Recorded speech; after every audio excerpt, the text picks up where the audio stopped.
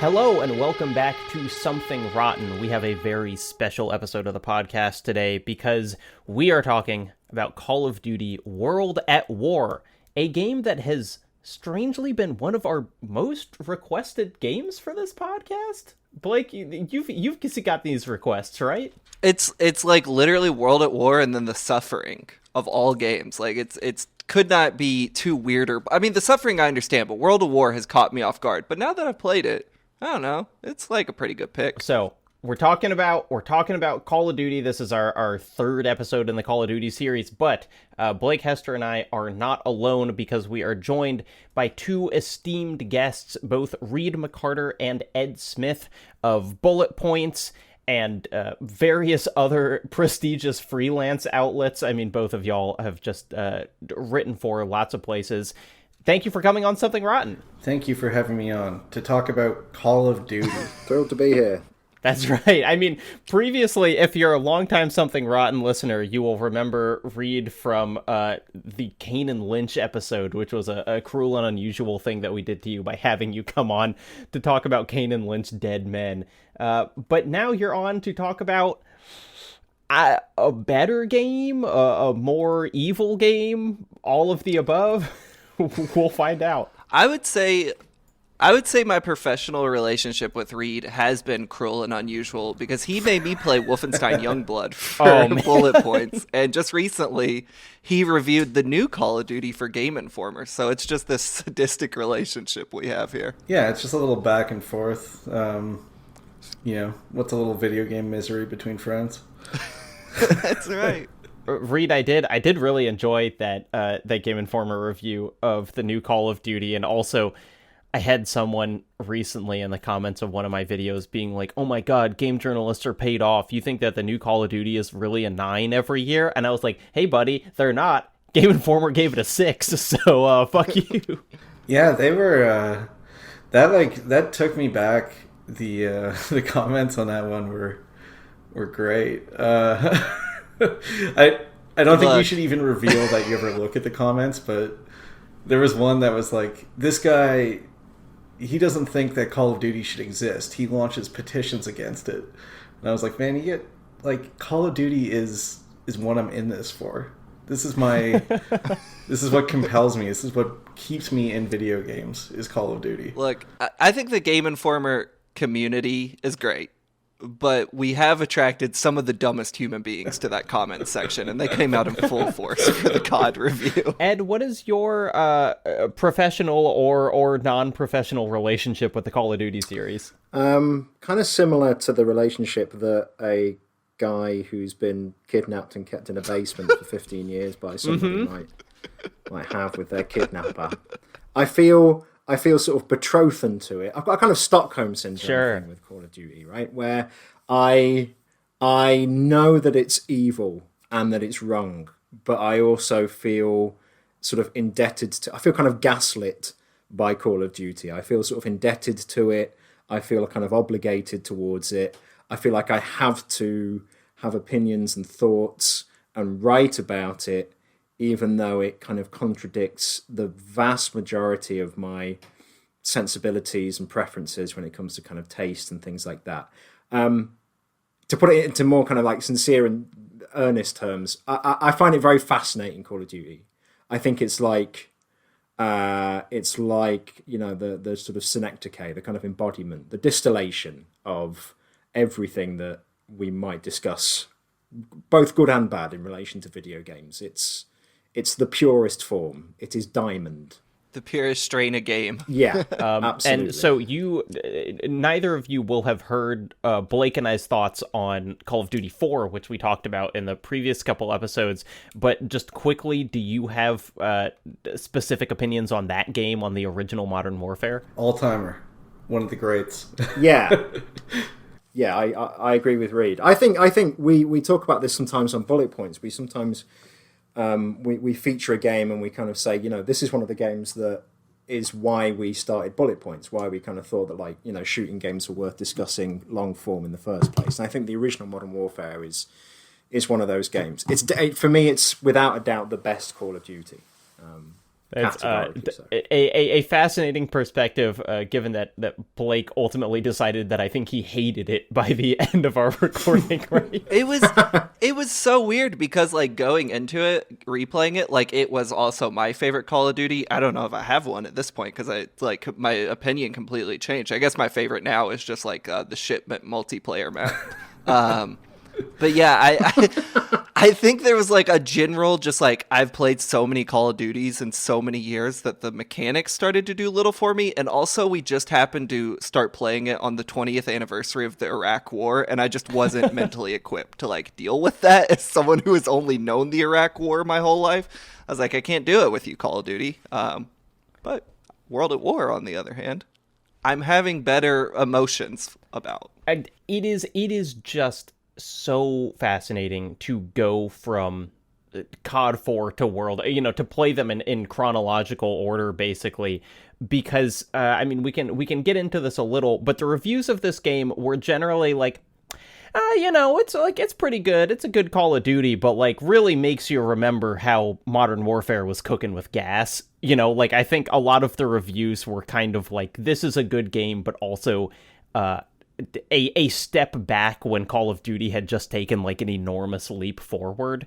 And I am experiencing that at the same time as kind of relishing a lot of the more interesting and weird things that this game does. That's really interesting because playing it, the immediate thing grabbing me is, I mean, I guess like in terms of spectacle, it doesn't feel as big as Call of Duty 4, but it's nonstop in terms of just like stimuli. Like it's constantly screaming in your face in a way that I think Call of Duty 4 just started washing over me. I was not feeling the peaks of it, where World at War is just like kind of constantly operating at 11 for me. I should say in this too, because I think it's going to frame some of how Ed and I have come to this. We've been doing, I don't know when this is going to go up, but we've been doing a Call of Duty series that we've been threatening to do for a long time on bullet points on the podcast. And we've just done 1 to 3. And then I jumped into this. So I was just like popping Call of Duty games, like campaigns like Skittles over the last like few weeks. And when you play this one after Call of Duty 1 to 3, it feels like, I don't know. It's like watching like Solo after watching a bunch of Disney movies or something. This one just like drips with hatred and blood and burning and all sorts of horrible things. And so it like, I almost had that kind of numbing that Blake is mentioning with like Modern Warfare, but with this one just in terms of like sheer noise and like an attempt to like shock you. It was just sort of like nonstop. And I think by the end of it, I was kind of like, yeah, not worn out or anything, but just kind of like numb to it. Like it didn't feel like much of anything. Yeah, well, it's interesting in terms of just like the series development history that you would have recently played 3, because we talked about, like it was a big Infinity Ward series for 1 and 2, and then they handed off 3 to Treyarch, and 3 was generally considered like a pretty weak entry, and then Infinity Ward returns and kicks the door down with Modern Warfare. And so this is the first one that I think is I mean, correct me if COD 3 is like a secret masterpiece, but this is like Treyarch establishing an identity where they kind of hadn't before, right? It's funny to me because I feel like World at War occupies this really weird position in Call of Duty history, because in one sense it's kind of a throwback, right? They do Modern Warfare and they become at least the first kind of really massive game to do, Afghanistan or what, Middle Eastistan, right. I guess. And they never say, do they, where it is. And you've had things before like Conflict Desert Storm, which did the first Gulf War. There was Full Spectrum Warrior and games like this. But Call of Duty Modern Warfare is the first one to do it as a blockbuster. And then you get World at War, which in one sense is a step backwards because they go back to the well with, World War II. But playing it again, I also feel like it's the game that breaks the mold that Call of Duty had been in with Call of Duty 1, 2, 3, and 4. To me, World at War is the first kind of stone that gets kicked loose that eventually, precipitates the avalanche that brings us to where we are now with Call of Duty. This is where it becomes what it is now. So for me, it's a strange one because it's a bit retrograde in that they sort of retrace their steps and do World War II, but it also feels, compared to the first Modern Warfare, a lot more kind of familiar to modern to modern warfare, to modern Call of Duty. It's like the first contemporary Call of Duty game. Say more about that, because one of the things that I was shocked playing COD 4 is just like how much they kind of nailed it in one, that like the cutscenes of recent Call of Duty still look exactly like, the loading screen mission levels, and they're still basically copying AC-130 and one shot, one kill and that sort of stuff. So how do you see this one as kind of laying the blueprints for modern COD? You know what our sponsor, Henson Razors, is really good for? Yeah, making you have less hair on your body, doofus. Okay, but also gifts. Father's Day just passed, but this is a super classy and kind of cool thing to give for a birthday or something. My friend's son recently graduated high school, and this is a true story.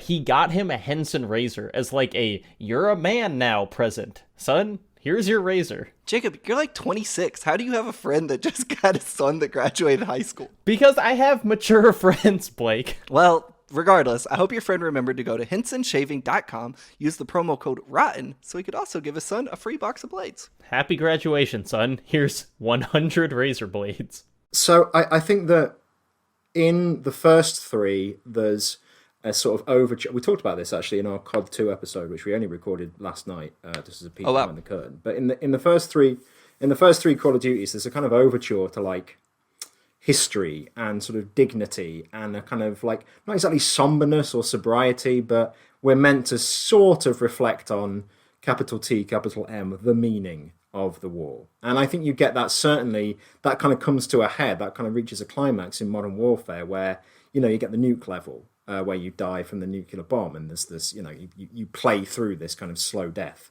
And the game ends on, presumably, everybody who was in your squad dying, right? And there's this kind of real sort of emotional crescendo of, isn't war bleak? And then I think that World at War, what happens now is that perhaps some of the things that previously might have been played for not exactly melancholy, but played for sort of like, dramatization and inward looking, start to be played for something different. So like the Japanese soldiers with the like flamethrowers and like charging at you. It's no longer, oh my God, isn't this awful? It feels more warsploitation. It feels more gratuitous. It feels more kind of big.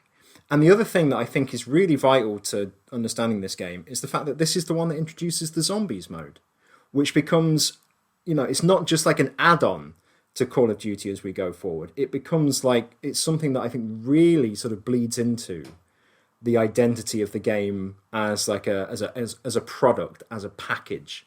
It becomes something that's a bit sillier. It becomes something that's meant to be enjoyed with friends. It becomes something that attempts to provide a kind of all-in-one fire and forget wholesale entertainment package. And I think, again, even though the zombies mode in World at War is a lot more restrained than it might be in later Call of Duties, again, it's the first step. And I think that this is where we start to move towards Call of Duty as the annual, you only buy one game a year, make it Call of Duty because it's got everything. And I think that's what starts with World at War. I think I sit like on just like my broad feelings of World at War somewhere in the middle of Reed and Ed, where it's like, I definitely agree with what Ed is saying, but also Reed brought up like the anger in this game, and like the word that kept popping into my brain playing it is like, it's bloodthirsty. And I kind of side with Ed. I don't necessarily think it's like intentional that Treyarch was like, isn't this horrifying? More it was just like maybe a catharsis of just like mowing down dudes. But when I hit that flamethrower, like I was horrified. Like I found myself actually not wanting to use it because it was like, it was giving me such a visceral reaction that I think Call of Duty 4, like from Cradle to the Grave just did not. Like, this game was kind of horrifying me. I think that we are actually going to spend a lot of time talking about this, because one of the things that I was struck by is, like, you know, technically this is running on the same engine as COD 4. You know, like it looks good, whatever, it runs well, it's doing all the things that Modern Warfare did. But in Modern Warfare, there were so many missions where it was just like, you're kind of looking at 60 guys running down a hill, and I take out my assault rifle and I just click on all their heads. And like, that was my level of interaction with it. And this, just both returning to a kind of slower rhythm of combat, just in like the weapons that you have available to you, and them making the encounters all so much like closer together and kind of more intimate. It's like, I have watched more drawn out death animations in this first half of this game than I did absolutely in the entirety of Modern Warfare. You know, like the level of, and this is what everyone always says about World at War. Like, when you see people talking about it online, I feel like the thing that people say is, isn't it crazy that you can like blow people's limbs off? You know, Call of Duty needs to go back to that. And so, yeah, you have these kind of parallels, like, it's kind of fun. It's kind of just like, oh my gosh, what a cool thing for a big blockbuster to do, to be this grisly. And simultaneously, you know, you have kind of the series taking death more seriously, or at least like putting a lot more effort onto just individual people dying than I ever saw in like COD 4. And so it is, I feel like a lot of where you come down on this game is ultimately going to be like, how much credit do you give them for these decisions, and in what direction? Like, what are they trying to do with it? And I don't know yet. Like, I kind of don't have a stance. Well, there's definitely like a higher focal point on death, in so much that in the like interstitial cutscenes, which I believe are just archival footage from World War II, there is like death footage in there. Yeah. And so, like, it's kind of hard to ignore, even if you miss the animations because you're running around wildly swinging your camera around. If you're, like, paying attention to the story, you are seeing, like, corpses and people be shot. And it's like, well, that's real. I don't know that it's necessarily justifies its inclusion. I think we've talked about death footage and the importance of it, or lack thereof, wherever you land. I don't know that it necessarily makes sense in this video game, but it is, like, it's hard to ignore that death is, like, front and center in this one, in a way that I think other Call of Duties, it's just ones and zeros on the screen. I think the thing in this one, and what really struck me with how the violence was deployed in this one, and this is something you also notice going from like 1 to 3 and then to this, is that in 1 to 3 they're like relatively sanitary. They're, you know, and part of that is technological, but part of it is just like, there isn't the same focus on the effects of violence. This one has, you know, all the stuff we're talking about, limbs blown off and everything. But I think what's most striking about it is that this is the first game where they're saying we're going to look at the Pacific War. And then also, for some reason, in this vague, like, kind of like Eastern grouping, they're like, let's throw in the Eastern Front here too. Obviously the thinking is, where do we get the most brutality? And I think the popular memory of World War II in the West is, well, fighting against the Japanese, and the Soviets fighting the Germans in Russia, whereas was the most horrible. Which I think is fair in a lot of ways. It does kind of cast like the Western European war as being like somehow just like a bloodless adventure, which of course it wasn't. But I think like you look at this and you look at the way the violence is directed, and it's hard to separate it from them kind of saying, now we have license to this part of the war is worse in ways that like we're gonna have to open this can of worms. This game's super fucking racist. I think like its depiction of the Japanese soldiers is sort of like colored in a way that they do not do with the Nazis in this game. And so I think like you have this, it's like inextricably tied up into it where it's hard to say like, well, is the violence like good in that it's showing that war is violent, truly violent and horrifying and destructive, but it's also saying, you know, this is like, it happens like this when it's not civilized and European, you know, when it's brought to jungles and to you know, when the Russians get involved, it becomes a lot worse. Anyway, I'm like, there's a lot I think about like in that in that topic, so that's probably like tangled up and too much all at once as a response. But I just think of the way the violence is handled in this one is very, yeah, it's like very telling about, I think, how stories are told of World War II. Yeah, I mean the setting is interesting in a lot of ways. You know, I think on a base level, my thought on like why they chose these two specific theaters was just like, oh gosh, people are tired of World War II games. How do we make a World War II game but not do Normandy again? You know, how do we like just set it in a location that people haven't played a million times? And so you've got these two things. But you know, playing it, what I was struck by, and where I think this game gets some of its just like kind of scary energy, is like both like enemies you're fighting, whether you're fighting, you know, the Japanese or the Germans as the Soviets, are like incredibly desperate in a way that I feel like World War II games are not usually getting at, because like, you know, and in the characterization of the Japanese as kind of like these, you know, willing to do anything, you know, hiding underhanded tactics, whatever. And then in Germany, where essentially the story is, and I feel like they almost, in the way that Call of Duty stories can kind of wash over you, they almost don't communicate this, but it's like it jumps 3 years into 1945, where it's like they are like they know they're going to lose. You know, like that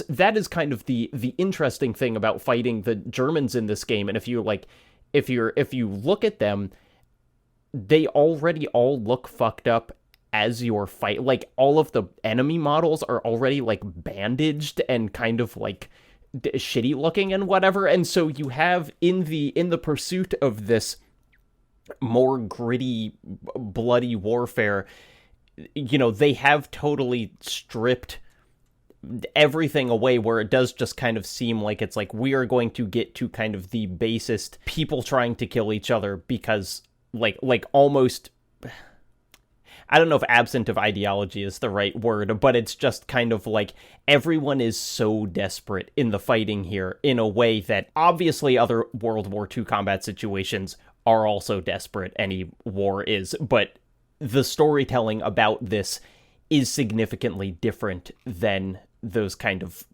more traditional World War II game things that we've done in the past. Have there been other Call of Duty games that have moments that push you to shoot retreating enemies?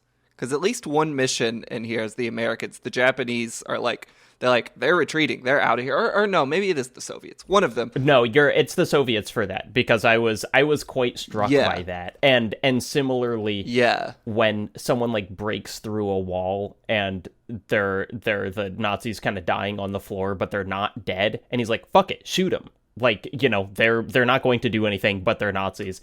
Yes, I thought that was, again, these games go by so fast, but I was very struck by those moments, and I can't think of other than in something obvious like No Russian, you know, like shooting retreating people. Right.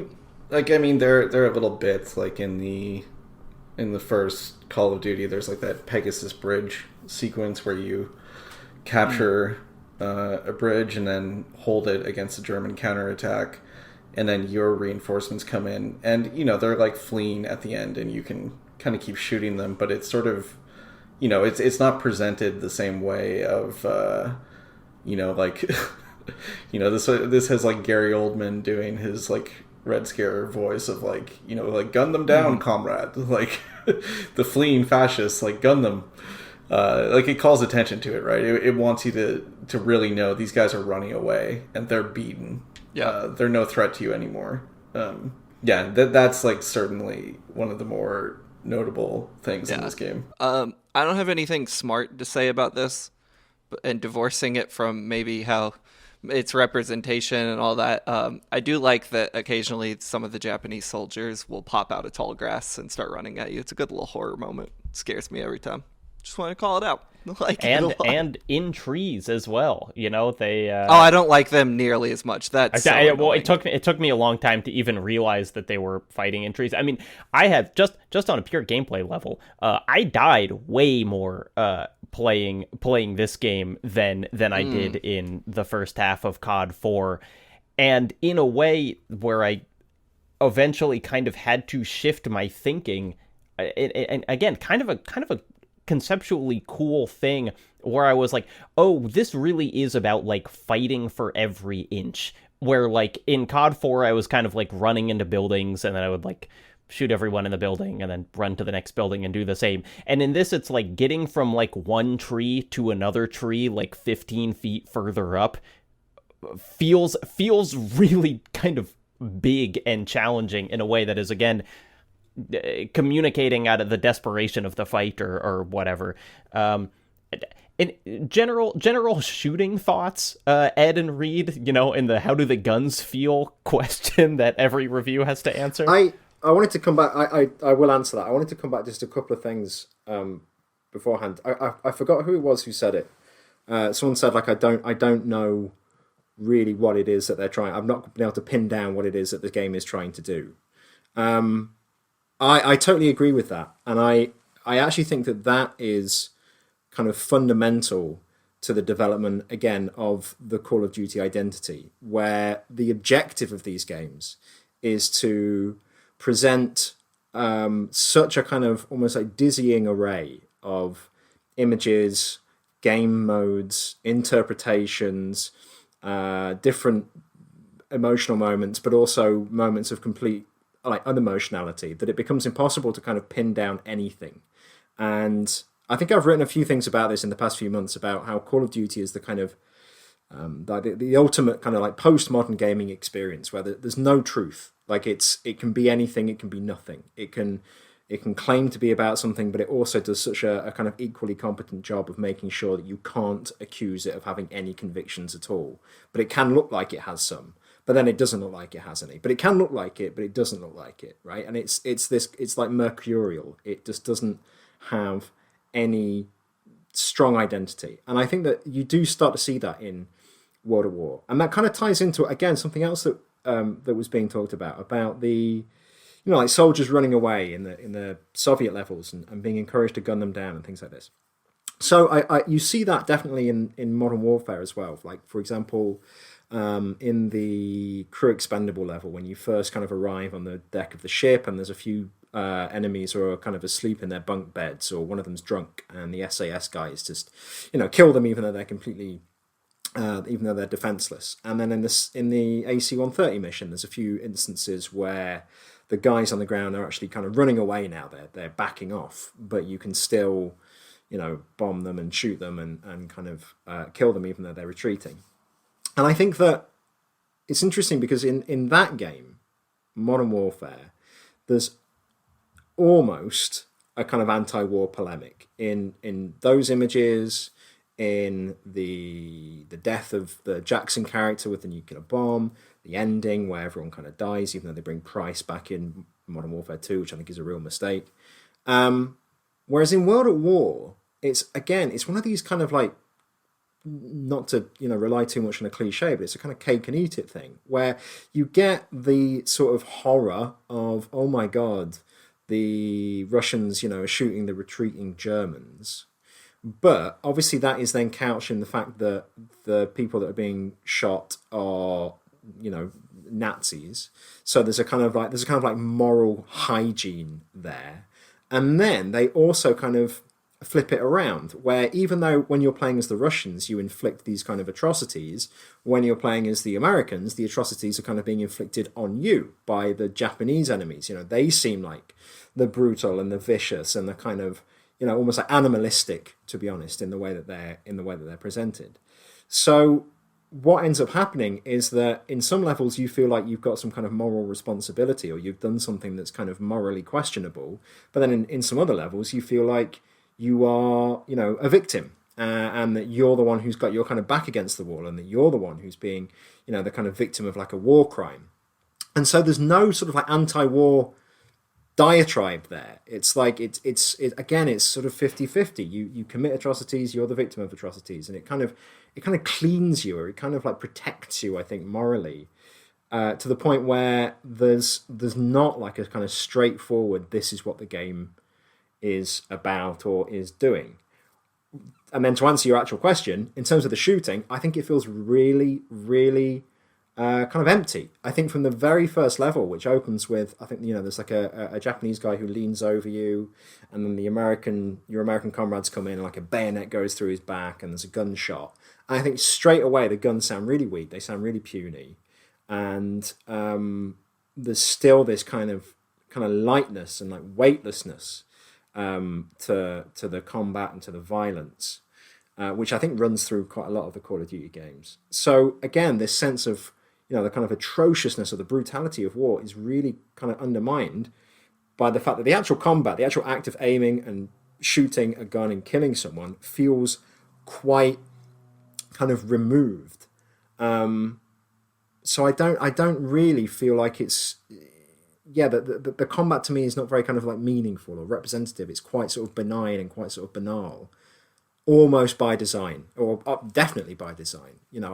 I think they want aiming and shooting and killing to feel relatively kind of unburdensome in this game, and that to me kind of opens up a lot more questions. It's an interesting point, because I agree on, and this is definitely a like Call of Duty doing World War II thing, where there are so many more automatic weapons and they have so little recoil that essentially you feel like you're using, modern submachine guns and whatever, because they want it to play like the previous one.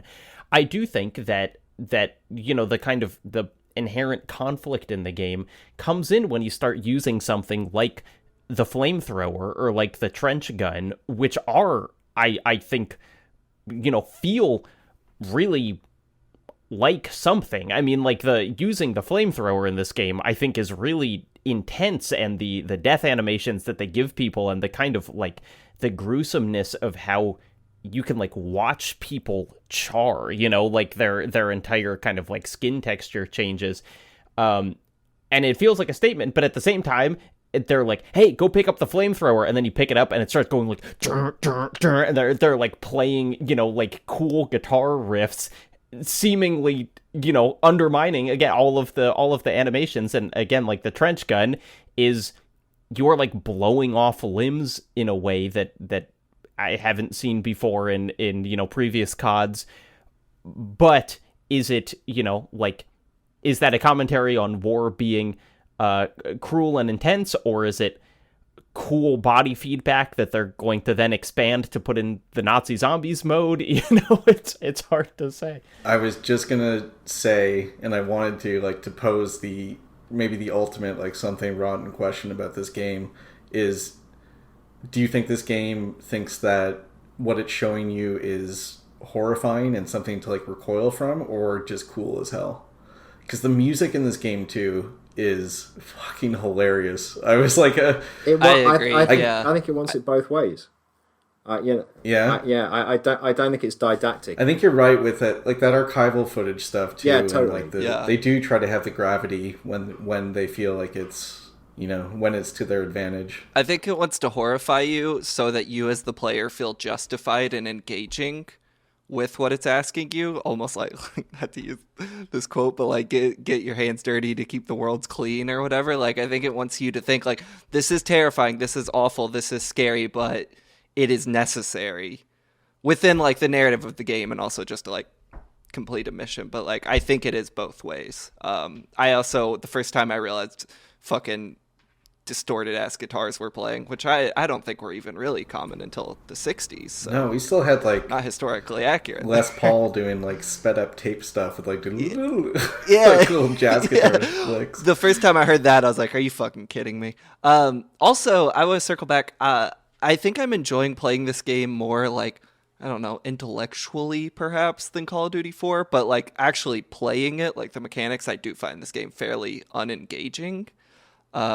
Like just running to a spot and aiming down the sights and just like clicking on heads like it's a shooting gallery, I don't find very interesting compared to what is happening around me, if that makes sense. Like, I feel like there's a lot of chaos happening, and I'm also John Wick in the background, just like mowing through dudes, because it's like the enemies will stand completely still for you for so long. And oftentimes they won't shoot at you. The AI is real weird in this game, where they will just stand completely still, letting you put a bullet through their head, that I find like mechanically not very engaging at all. They've got that thing. What's it called? You know where? Oh, for God's sake! I can't know if it's called like filing or sorting or whatever. But you'll get like 7 enemies appear. Yeah. But only 2 are allowed to shoot at you at once, or like they'll all shoot at you, but only 2 are allowed to be accurate. And you know what I mean? And it works like that. Yeah. Yeah, or like, and like your the friendly AIs won't shoot at many enemies, leaving them open for you to like knock them down like ducks in a row. That it's like, I see what's happening here, and I'm not super interested in it. Conversely, you get like just the sheer like waterfall of gunfire. Like at the end, like storming the Reichstag, there's like a part where it just, you can barely move out of cover and you die. We haven't got there yet. Oh yeah, sorry. That's breaking the progress. But yeah, like when there's like a mounted gun or something, sometimes it's just like you can barely poke your head out. Or when it pushes you to use an anti-aircraft gun to mow down waves of people, I'm like, what are we doing here? This is a weird moment. The one difficulty spike in the game, though, are the fucking grenades, which are driving me up a wall. I don't remember what mission it was. It was one of the U.S. missions. I died literally like 5 times within a minute because of the grenades. Is it the one where you're like running through trenches to get to like the mortar positions? I think so. Oh yeah. Yeah, I had like a real bad checkpoint on that mission where it was like if I took 2 steps forward, I would just instantly die by a grenade. And so I was like having to like Edge of Tomorrow myself out of okay, what if I like take a step right and then jump backward while I avoid it? Yeah. I think this is like an issue with most Call of Duties is the grenade like indicator on the heads up display never truly lets you know when you're out of the blast zone. So sometimes it's like it'll show up and you won't get any damage, and other times you'll feel like you've run 45 feet away and it's still a one-hit kill. And this game is the worst offender of this. It was driving me crazy last night. I do want to say I've been watching alongside playing this the YouTube channel Face Full of Eyes, which we had referenced in the previous episodes on Modern Warfare, has a video on this that I think is very good and is also giving the game all of the credit in the world. It's essentially like, what would you say this game is saying about war if you were going to assume that it was really saying something about war? And he is calling attention to the enemy behavior, specifically in terms of like when they are dismembered and when they're like blown apart, and how detailed the death animations are in a way that makes it seem, I mean, we kind of already talked about this before, but it's like, I don't think if the game purely wanted you to think of it as like fun or cool, they would have death animations where a guy like rolls on the ground like holding the place where his leg used to be for like 30 seconds. And so I do think, you know, it's a weird, this game feels very not auteured, you know, if that makes sense, where it feels like instead this is a game that 200 people made and they had really different ideas about what they were doing. And I feel like that's, you know, it's like the Type 100 feels like nothing. The trench gun feels like the most powerful gun ever made. You know, the music is like cool guitar riffs. The people are dying in agony. It's really, maybe I've gone back to an earlier place in the conversation. We can start just talking through the missions, but like it is just fascinating because COD 4, for everything else about it, I think had like a fairly concentrated, like, line. Like it seemed to have kind of a singular perspective. Whereas here, who knows? Well, that's kind of interesting because I feel like the only person you really ever think of in regards to Call of Duty is like Vince Zampella, who obviously worked on 4. And it's like, I couldn't tell you who is the lead dude on the Treyarch games. You know what I'm saying? And then granted, Zampella left like pretty early on into that whole thing. But like, it was once a guy called David Vonderhaar, who I think then transitioned to working on the multiplayer games. okay. On the multiplayer aspect of it, rather. He was definitely the lead on the Black Ops games. And they followed, I think, not that far. So this is 2008, isn't it? So Black Ops is 2010. Yeah, because it's just Modern Warfare 2, then Black Ops. So, and Black Ops is a direct sequel to this, right? Yeah, because of Victor Reznor. He's the Gary Oldman's in it. He's the Eastern Price, essentially. He appears in although there's a twist. Blake, you won't believe it. It's not exactly the same twist as another game we've already played on Something Rotten. I just looked it up. It is indeed David Vonderhaar. Okay. Who then also he did Black Ops. He was also the lead designer actually on I'm looking at Moby Games. He was the lead designer on COD 3. Anyway, here's a question about this game. Do you think it kind of gets away with like not having a plot because we know that the plot is just World War II happened? Because it's like, it's weird how like COD 4 is like, here's the villain and here's the things that we're gonna do to stop him, and this is just like World War II. I think like to the detriment of when they do go back to World War II games later, especially what was that one that really stunk from a few years ago? We didn't do it at bullet points, I think, because Vanguard. Yeah, Vanguard. That one, or just World War II. Vanguard, okay. Where they actually had like, it was one of the Hobbits, the Dominic Hobbit. Monaghan. Yeah. He's like, it's like he's the villain. He's the real, like the Uber Nazi, I guess. Like, I think it's like it's usually fine when you have a war story to, have the enemy sort of stand in, or the concept of war, the senselessness of all the death and chaos, like be kind of the villain. But you still need to have a story. There are so few stakes in this one.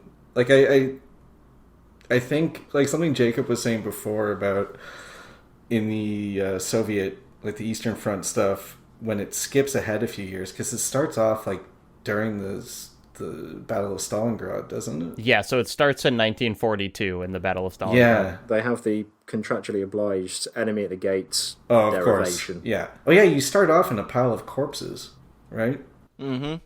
Sure do. Yeah, in the Jude Law Joseph that's Fiennes right. fountain, the famous in the middle of Stalingrad. Yeah, and then there's a sniper duel with Ed Harris. Perhaps you don't actually see who you're sniping, but let's just assume that anonymous faceless sniper is in fact played by Ed Harris in Call of Duty World at War. I like that sniper duel. It was very much just like, it's a World War II game. We're gonna do a Saving Private Ryan thing. We're gonna have a sniper duel. But I thought it was pretty cool. That part actually is pretty good. You go down really quickly too if you screw up. But that's one of the things that kind of bothers me.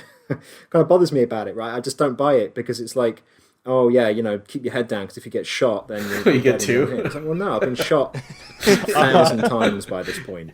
So I don't know why the rules suddenly changed. That now I die in one. And then once the sniper's dead, you can just go back to being shot. Yeah, I know, because it's a set piece.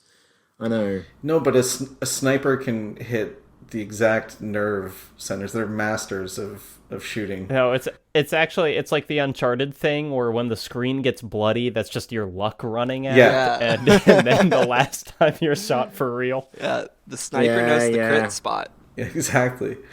What I was going to say though is that I just feel like, I think maybe like when they were sketching out the overarching story of this, they were like revenge and underlined it 5 times. With the game opening with your the American character being tortured in a POW camp, and then your Soviet soldier, in Stalingrad and waking up in the corpses, and and I think for the Soviet campaign, sure, that if you could have focused that a little bit more and had a look at like the bloodthirstiness of a people who have been occupied, who are now, pushing back the enemy and are going to conquer them. That's the story. I think the American/Japanese one is a little iffy and doesn't quite ever justify itself as being a revenge story. But it always seemed to me like that was supposed to be like the thing. I think that's a great point, and I do also think it's why, aside from feeling generally uncomfortable with the kind of Japanese portrayal, like the playing as the Soviets is just like hitting a lot harder for me. I think those levels are just more interesting. Do you think when they were making this game, next to revenge and underlining it 5 times, they also wrote down the word Panzerschreck and underlined that 5 times? Because I heard that word more while playing this game than I ever have in my entire life up until this point. Is that the rocket launcher? That's the rocket launcher, and Gary man. Oldman just yells at you 100 times, use the Panzerschreck! Yeah, not a good moment. Died a lot. Yeah, there's a lot of Panzerschrecking in this one. It's a lot of Panzerschrecking.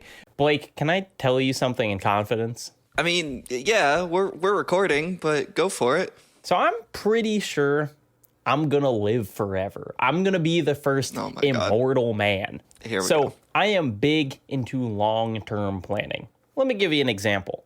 Lifetime membership, that might last most people 30 years, 50 years. It's gonna last me the next 10,000. That's not exactly immortality, but nevertheless, I think I'm with you on this one. The 2 hosts of the hit gaming podcast, Something Rotten, we're going to live forever. Us and that dude who drinks his son's blood. And here's the thing. For this month, just September 2023, you can actually buy a lifetime membership to Nebula by going to nebula.tv/somethingrotten. Lifetime.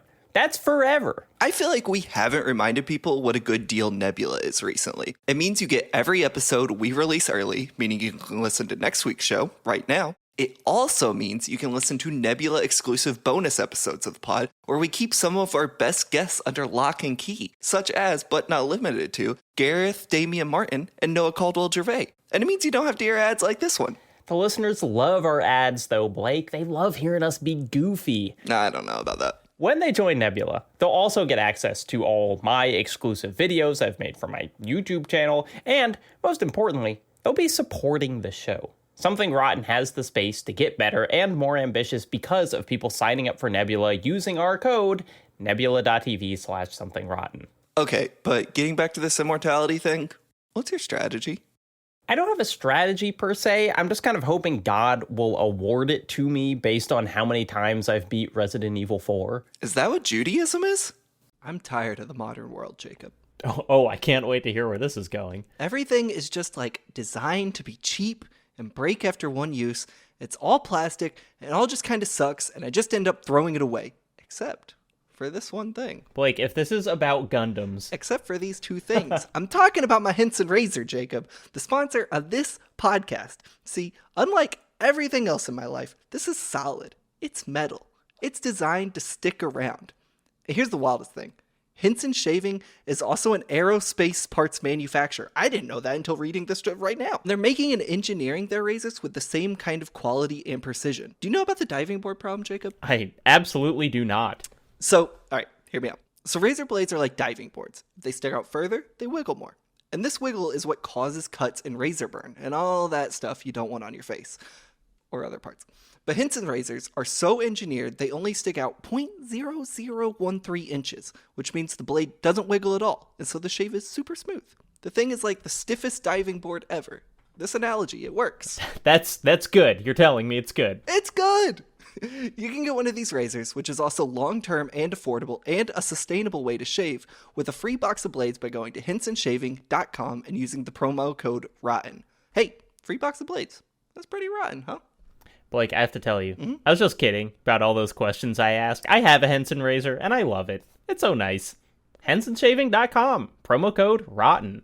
I don't think we really need to walk through the levels in detail like we have in the past, but are there any particular ones, Blake, maybe you have a better memory because you just played the first half like me, of like, you know, standout moments or standout missions or anything like that? I mean, going into those bunkers with the flamethrower stands out to me as just like a particularly horrifying thing to do, is just like send that fire in a place where it can't escape and burn everyone in there. That was like where I was really starting to feel uncomfortable with the game. Also, just like the immediate impact of like how angry the Soviet missions are, because I think like the first two missions are as Americans, is kind of like tutorializing a lot of it still, and then you hit that Soviet mission, you're crawling through bodies and like interacting with the guy who's like, no, we are getting revenge right now. And you go through that whole thing. You can shoot the guy's flamethrower on his back and blow everyone up. That like stands out to me as like the moment I was like, oh, this game is like out for blood in a way that like a lot of Call of Duties don't seem like they are. Yeah. Beyond those two, a lot of it does start to bleed together, honestly, you know, like those are kind of like the peak moments, not necessarily in terms of like where I was having the most fun, but like what stands out to me from the first half of the game. Yeah, I thought it was interesting in even within their effort to escape the World War II we've all done before. They essentially have like a landing at Normandy mission that has almost exactly the same beats, where you're in kind of like an amphibious vehicle and it opens up and you see your squad mates getting like brained and all that, which admittedly is probably something that happened in real life. I'm not like a World War II historian, but I was kind of struck by how similar some of the beats were, even though they took these great pains to put it in a place that it hadn't been before. A lot of those like American, I read a while back, books written by Sledge, which is a great name, a Marine who fought in the Pacific, and Lecky or something like that. They're portrayed in the Pacific, the like, you know, pseudo sequel to Band of Brothers. And so, and it's like these two very good memoirs of fighting in that war, and they could have done more. There were a lot of like time spent of these like Marines like just on a beach, just losing their minds, trying to get sort of 10 meters further, that this game probably could have gone like full sicko mode and like really shown. So they definitely like that part with the kind of like Normandy adjacent landing, I think is like one time where they kind of get close to that. I was sort of, and this might be too of like playing so many of these World War II CODs like back to back, like keep wanting them to actually do something that's like horrifying or frightening in a way that's not just like, you know, the effects of violence like immediately. Yeah, well, what if there were zombies? Those are frightening. Ooh. That's very frightening. That's right.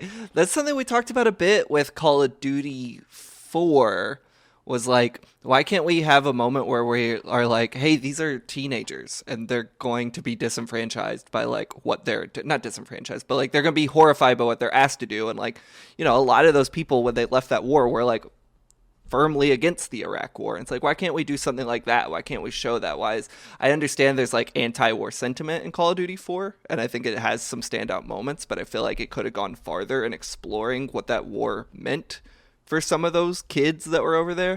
And there's like an interesting moment in the interstitial of one of the missions in World at War where you just see like text fly up that's like how hot it is where they're fighting in the Pacific. And I think it says sunstroke or something, heat stroke, and it's like, why can't we explore what's going on to these people? You know, it's like, why can't we just take a moment to breathe in some of these games and explore the psychology or physical effects beyond just a bullet traveling at your head? Well, and I think like I brought up those two books as well, because when these guys describe sort of the hell of fighting in these places, and it was a hell that, you know, obviously was shared to a degree, but like so much of their anger and so much of the stuff that kind of drove the bloodthirstiness was stuff that like is not just someone trying to shoot you in the head who's aiming at you.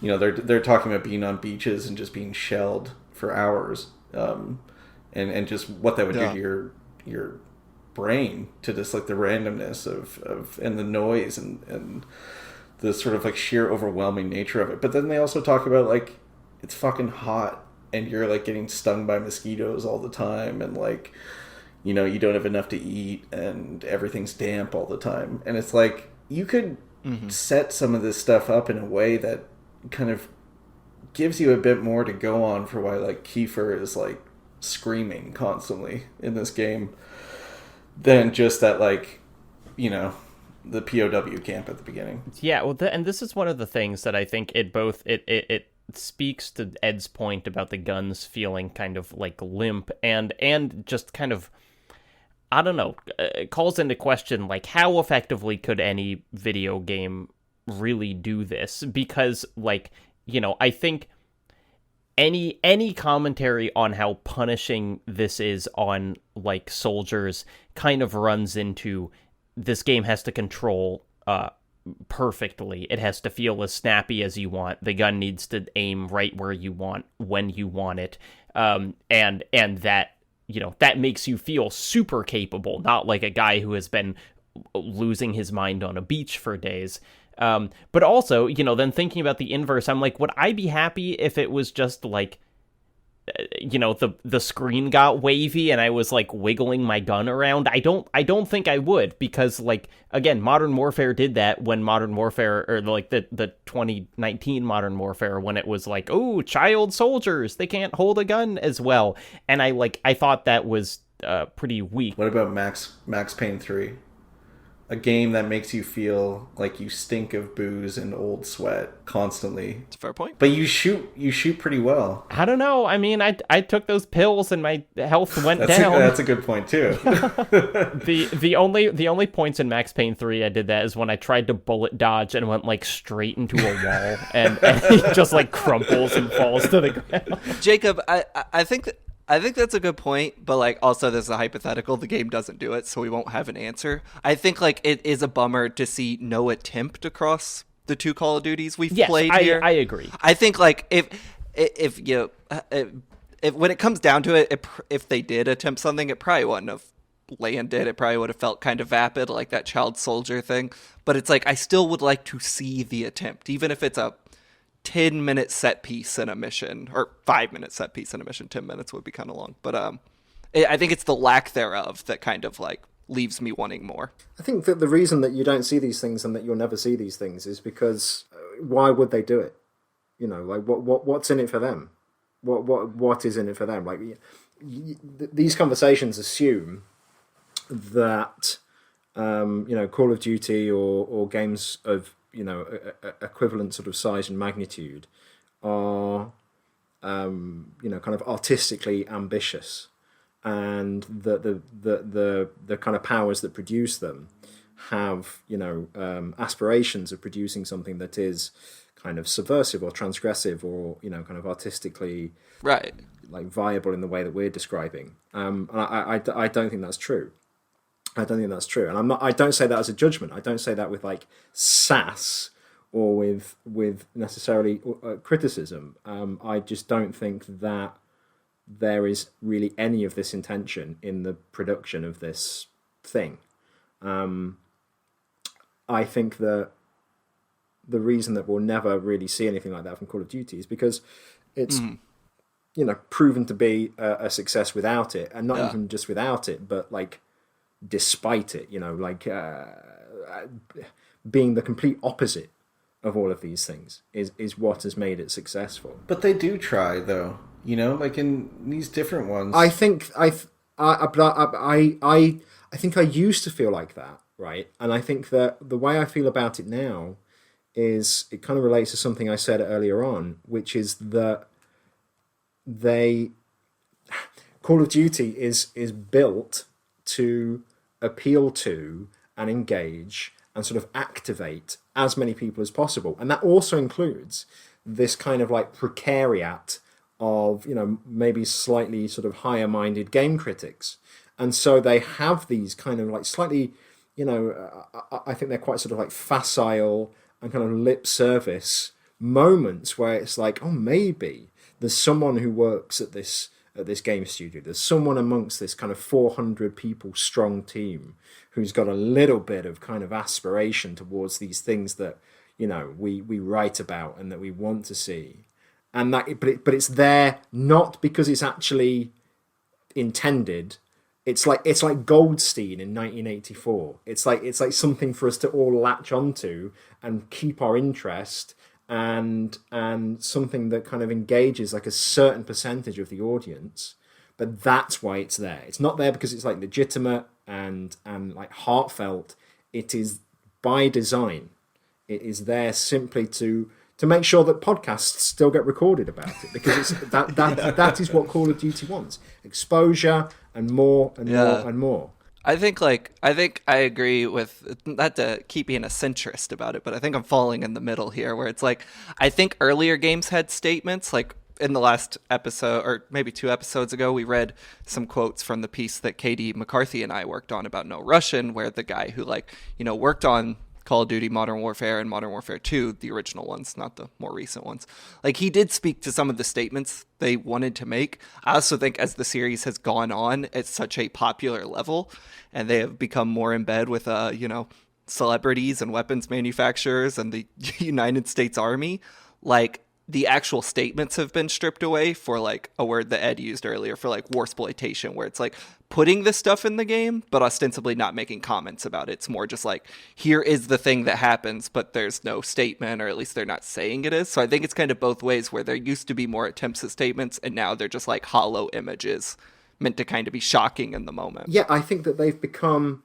as much, you know, if at the start of the production of a Call of Duty game there's a list of maybe 100 things that must be included, you know, balance the multiplayer, 6 maps for zombies, there's also on that list the shocking moment. And you've got like Modern Warfare 2, which does the No Russian thing, right? And then every game after that, they all have a No Russian. Yeah, they all have like that disclaimer at the front now.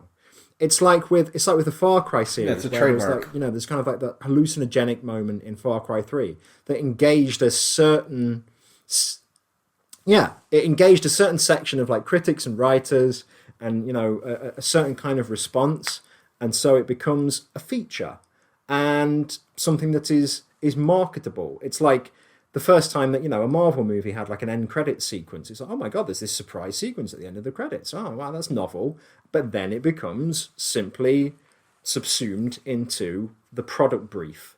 And I think that that's Call of Duty when it comes to shock, when it comes to we're doing something a little bit brave and artistic and subversive. It's not. That is just the product. It's like iconoclasm with like a little TM at the end. You know, that's all it is. I do think what's interesting at World at War from that perspective is I do think there is not, they don't have, at least thus far, one moment. You know, like that is what I'm kind of finding interesting about it is that it is. It's like, its shockingness, it's whatever, is not No Russian. It's not like in Modern Warfare 3 where they blow up a little girl, or like in, you know, 2019 when you get waterboarded or whatever. It's like, you know, the whole game does kind of feel like it is doing the thing as opposed to confining it to one mission. And I do think that makes that thing read as more of a theme and less of a one-off, you know, because it's like you could not look at Modern Warfare 2 and be like, oh, the theme is something presented in No Russian, you know, like that's it is just, it kind of just exists to exist and be, you know, be this little warning that they have at the beginning.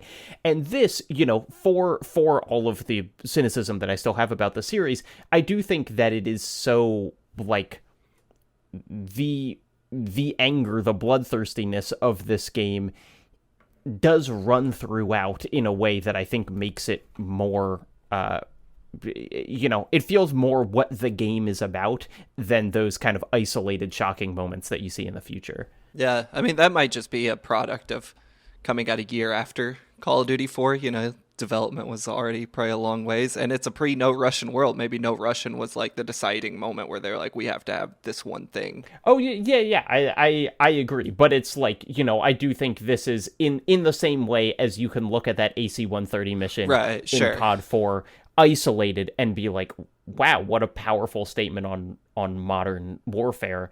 And then you look at it in 2023 when every game has the AC-130 mission and you think, what, this is nothing. This is just like a trick in their playbook. Looking at this game, and taking it just on its own, it's not doing the one shocking thing. It is shocking throughout in a way that feels thematic rather than just like here's the one little piece for game writers to write about. That said, we've only played half the game. Maybe we're gonna hit that one moment in the back half. That's true. We don't know. What else is in this section? I mean, it is truly just like, it's just, I mean, I think one of the things, I think you can feel a lot of modern warfare in World at War, even though they are decades apart in setting and only 1 year apart in development, in terms of like just fighting in like hell. Like when you're playing as the Soviets, you're never like, the places are already so blown to shit when you're fighting, that it feels like it's kind of like nothing ever existed here, which is what we talked about in the Modern Warfare levels as being kind of like, I don't know, their view of the Middle East is nothing except kind of a war zone.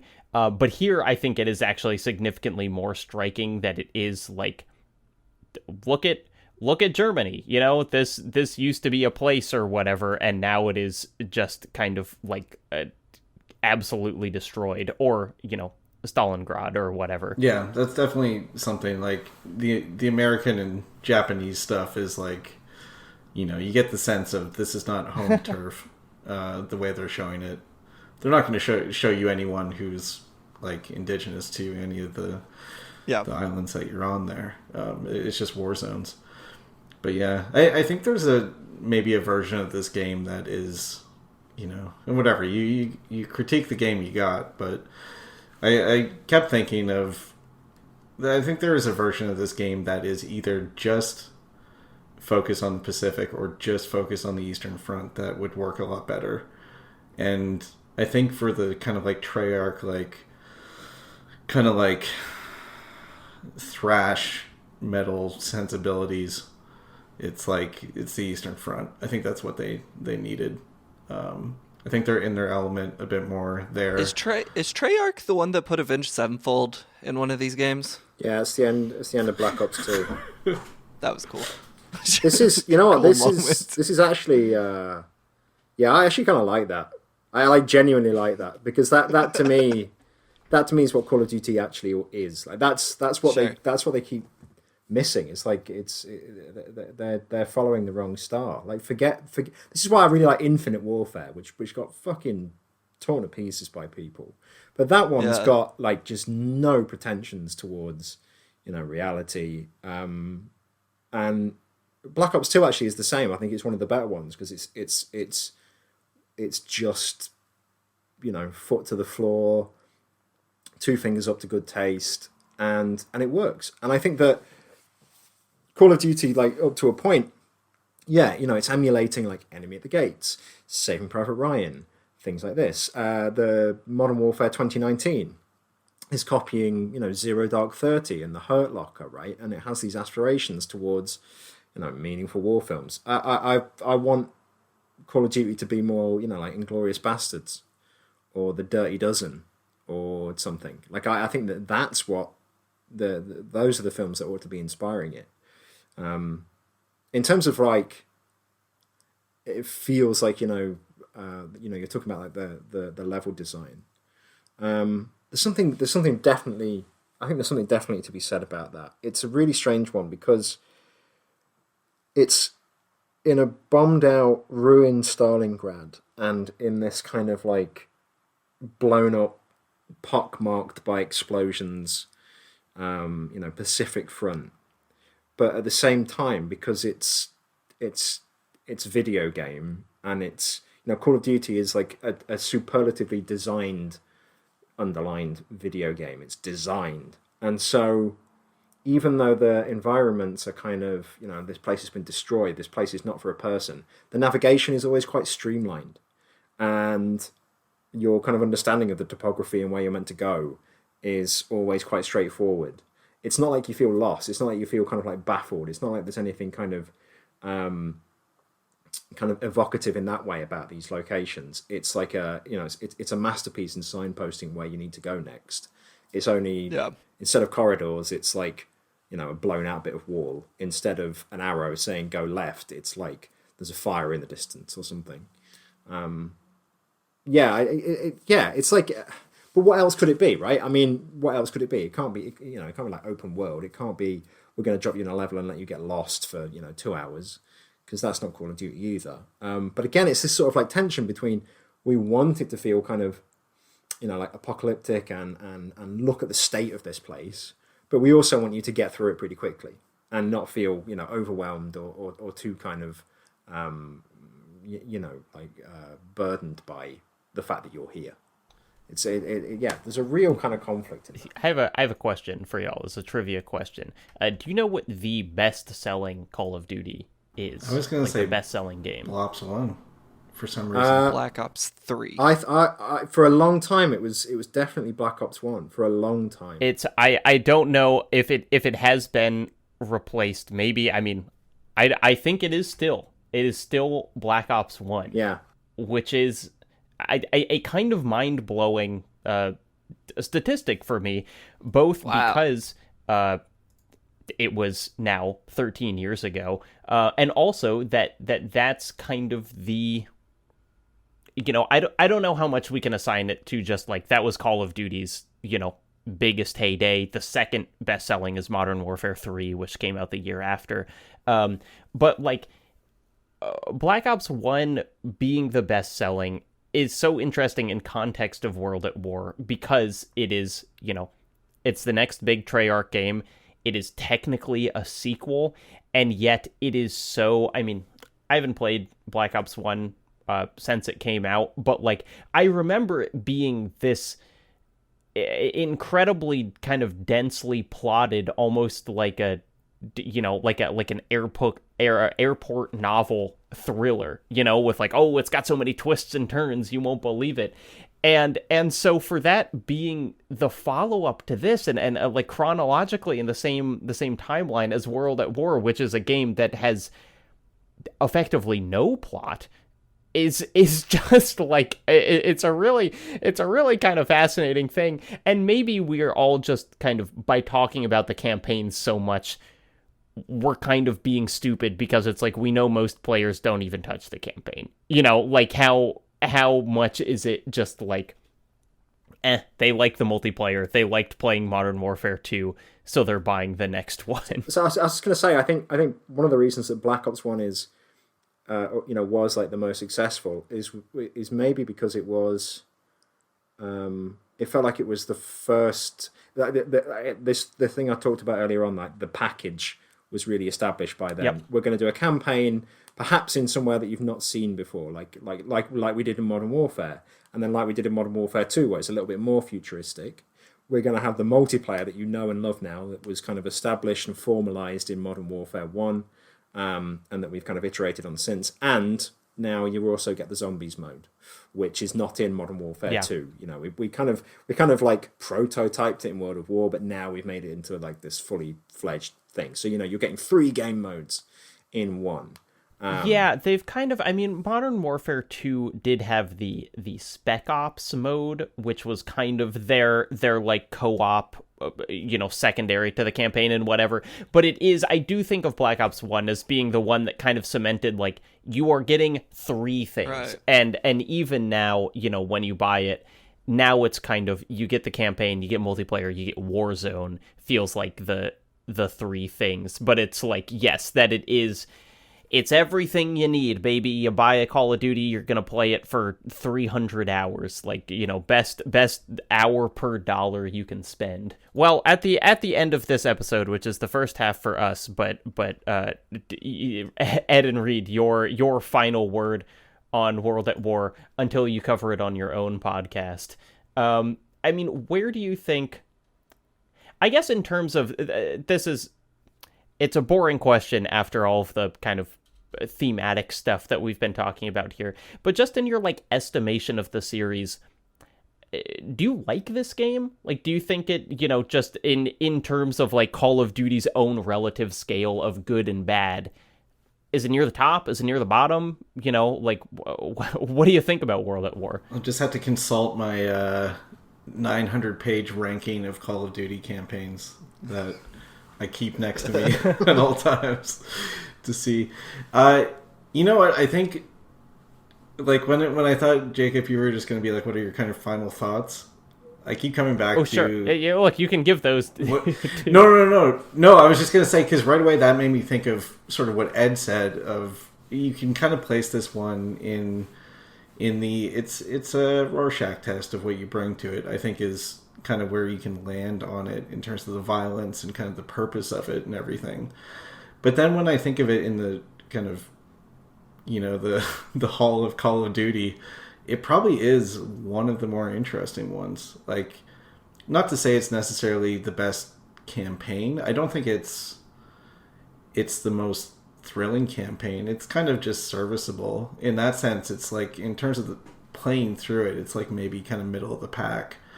In a lot of senses, but I think it does. This game stuck in my memory a lot more than I expected it to. I first played it maybe a couple of years after it came out, and when I was playing it again this time, a lot of stuff from it I still remembered. It was the retreating soldiers and kind of the screams of the dudes on fire. And a part later in the game that you'll come to with, the Soviets and whether or not to sort of kill Germans. Some of those things stuck in my head as being there's a promise here that I don't think is fulfilled, but yeah, in that sense, I think it maybe has a little more gusto. It has it's sort of you can maybe rank Call of Duty games by a bunch of different metrics, and the evil quotient, and just the spectacle quotient, and is the multiplayer really good or bad? This one I think is sort of middle of the pack in a lot of respects, but it sticks in your mind more than more than you might think. So I don't know. I guess it's a long-winded way of saying I think it's sort of above average for Call of Duty in the final estimation there. Mm-hmm. Ed? So I remember getting this in 2008, having had my nuts blown off by Modern Warfare and thinking that was so fucking good. And I got this in the the winter of 2008, and yeah, it really just kind of didn't like it. It really just kind of sank back then, right? And when I replayed it this time, I think so. When I first played it back when it came out, it was this is rubbish. It sounds rubbish. It's a bit boring, and I just didn't, in a very kind of consumer review, Steam review, Steam forums kind of way. I just didn't like it back then. And then replaying it now, I was kind of more interested in it because of the position that I think it now occupies kind of retroactively in Call of Duty history. I think it's become more interesting in this kind of metatextual sort of way over the years, but still in a textual way is still just as dull as it was when I first got it. And then, having said that, I do remember spending hours and hours and hours bonding with friends at university, because I just started studying, over the zombies mode, and like really, really loving it. So yeah, I think that the game is quite sort of drab and just naff, and then it's got more interesting over the years because of how you can now see where it kind of occupies a space in the sort of Resident Evil. I've been playing Resident Evil this afternoon, so yeah, I've got this stuck in my head. In the Call of Duty lineage, and the zombies mode was good fun. And actually, I think the zombies mode's got worse and worse. I really like this one because it's kind of just simple. So yeah, 5 out of 10. Rent, don't buy. Yeah, 5 out of 10. Don't buy. Wait for Steam sale. That's very funny. Yeah, what is that on the Game Informer scale? Let me look. I think it's a 9. That's not quite what I meant. But good joke. Better joke than I had. Well, so can people listen to y'all's series yet? Your COD series, or do you have like a date that you can give them? This episode will come out in, I don't know, like a month. I think then. Oh, our COD series will be, yeah, it will be up and running by then, I think. Great. So what's it called? Where can people listen to it? It's called Recall of Duty, which it should be called Codcast. But...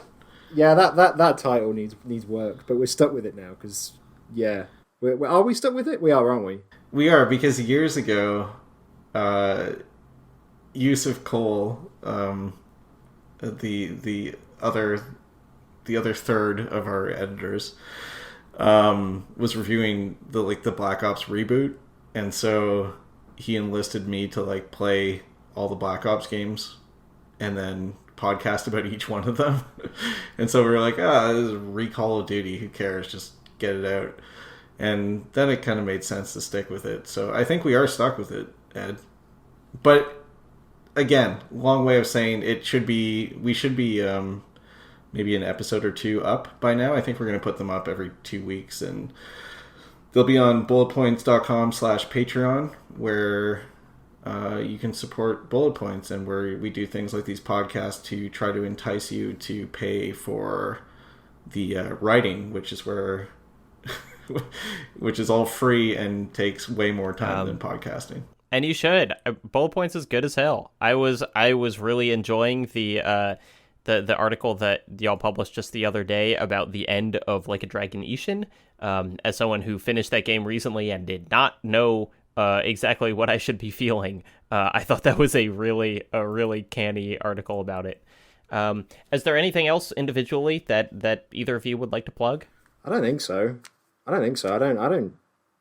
Either I don't have anything, or if I do, I don't care about it enough to remember it, or have enough confidence in it to recommend it to people.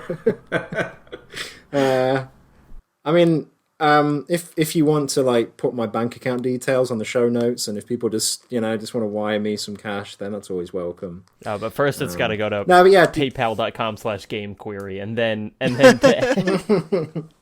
yeah, send it to the Bullet Points offshore Cayman Islands account, which is where we keep all of our Patreon donations. Right. Yeah, I don't know. Just go to bulletpointsmonthly.com and read all the stuff that we put up there.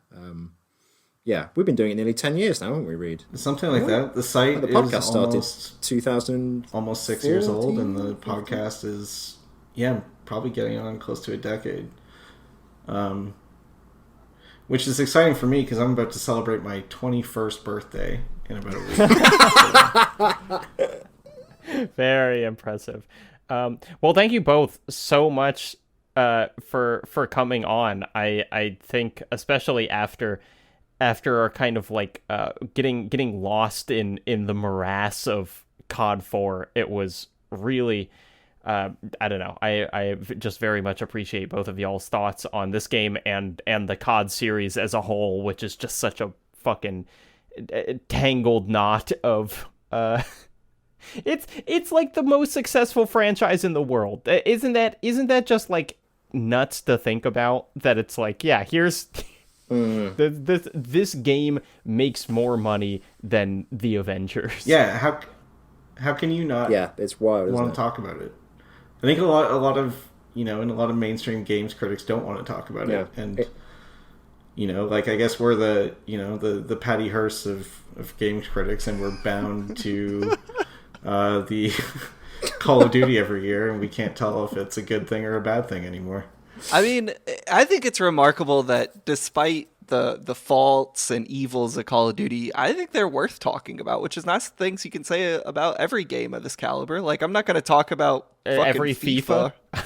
Yeah, so shouts out to Call of Duty. They're doing great work over there at Activision. If we want to leave you with one thing. They're keeping us all in the job. Willy Wonka's war crime factory. they're churning them out. Yeah, they're always interesting. Oh, sorry, Jacob. You're trying to sign off. And I'm closing us out. But hell, we can keep going. Until next time. Call of Duty 10 out of 10. I'm Jacob Geller. I've been here with Blake Hester and Reed McCarter and Ed Smith. And, hey, next time we're finishing World at War, and I'm sure it's going to make all of its ideologies completely consistent and clear. That's what's going to happen for the next episode. That's right. Bye.